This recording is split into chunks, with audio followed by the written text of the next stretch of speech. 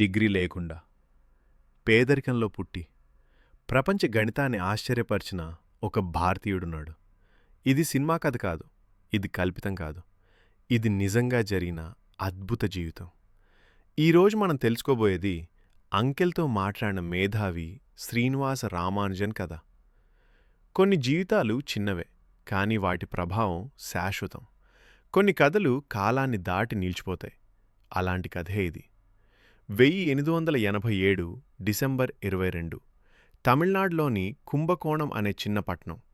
ఒక సాధారణ బ్రాహ్మణ కుటుంబంలో శ్రీనివాస రామానుజన్ జన్మించాడు. పేదరికం ఉంది, వనరుల్లేవు, కానీ ప్రతిభకు మాత్రం హద్దుల్లేవు. ఇతర పిల్లలు ఆటలతో గడిపిన వయసులో రామానుజన్ నేలపై అంకెలు రాస్తూ ఉండేవాడు. బొమ్మలు కాదు, బంతులు కాదు, అంకెలే అతని స్నేహితులు. ఒక ప్రశ్న అడిగితే అతను సమాధానం మాత్రమే చెప్పడు, దానికి వెనుక ఉన్న మరో 10 మార్గాలు కూడా చూపించేవాడు. గణితం అతనికి ఒక సబ్జెక్ట్ కాదు, అది అతని ఊపిరి, అది అతని ప్రపంచం. కానీ గణితం తప్ప ఇతర సబ్జెక్టులు అతనికి ఆసక్తి కలిగించలేదు. చరిత్ర, ఇంగ్లీష్, ఫిజిక్స్ అన్నింట్లోనూ ఫెయిల్ అయ్యాడు. పరీక్షల్లో విఫలం, కాలేజ్ నుంచి బయటకు. ప్రపంచం అతన్ని ఓ విఫలుడిగా చూసింది, కానీ గణితం మాత్రం అతన్ని మేధావిగా గుర్తించింది.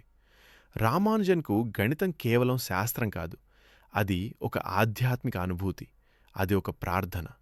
అతను గట్టిగా నమ్మేవాడు, ఈ సూత్రాలు నాకు అమ్మవారు కల్లో చూపిస్తారని. దీపం వెలుగులో దేవుడు ముందు కూర్చొని అంకెల్ని ధ్యానించేవాడు. ప్రపంచం అతన్ని అర్థం చేసుకోలేకపోయింది, కానీ అతనికి మాత్రం అంకెల్లో అన్నీ స్పష్టంగా కనిపించేవి. డబ్బు లేదు, స్థిరమైన ఉద్యోగం లేదు, సరైన ఆహారం కూడా లేదు, కానీ రోజూ అతని నోట్బుక్స్ వేల సంఖ్యలతో నిండిపోయేవి. ఆకలితో ఉన్న శరీరం, కానీ తృప్తిగా ఉన్న మేధస్సు.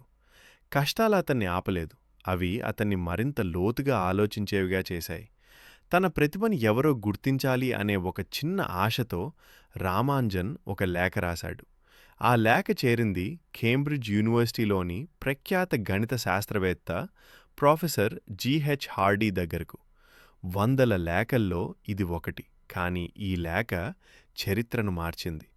హార్డీ మొదట నవ్వాడు, తర్వాత ఆశ్చర్యపోయాడు, చివరికి నమ్మలేకపోయాడు.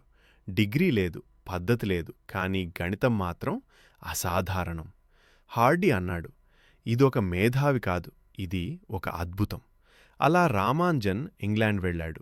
కేంబ్రిడ్జ్ యూనివర్సిటీలో ప్రపంచం అతన్ని గుర్తించింది, కానీ ఇంగ్లాండ్ చలి, వాతావరణం, ఆహారం అన్నీ కలిసి రామానుజన్ ఆరోగ్యాన్ని దెబ్బతీశాయి. ఆసుపత్రి మంచంపై కూడా అతని చేతిలో నోటుబుక్ ఉండేది. శరీరం అలసిపోయింది, కానీ మేధస్సు మాత్రం ఆగలేదు. ఒకరోజు హార్డీ అన్నాడు, నా కార్ నెంబర్ 1729 సాధారణ సంఖ్య అని.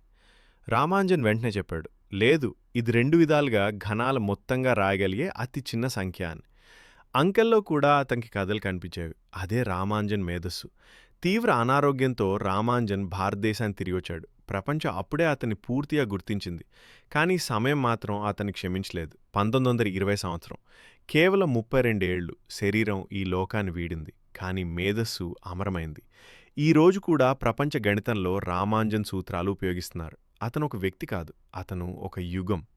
డిగ్రీలు లేకుండా పేదరికంలో పుట్టి ప్రపంచాన్ని గెలిచిన అరుదైన భారత మేధావి. మీరు ఎక్కడున్నా, మీ పరిస్థితి ఏదైనా, మీ ప్రతిభని ఎప్పుడూ తక్కువ అంచనా వేయకండి. నమ్మకం ఉంటే చాలు, కష్టం ఉన్నా సరే ప్రపంచమే మారుతుంది. శ్రీనివాస రామానుజన్ అంకెల్తో మాట్లాడిన భారత గర్వం.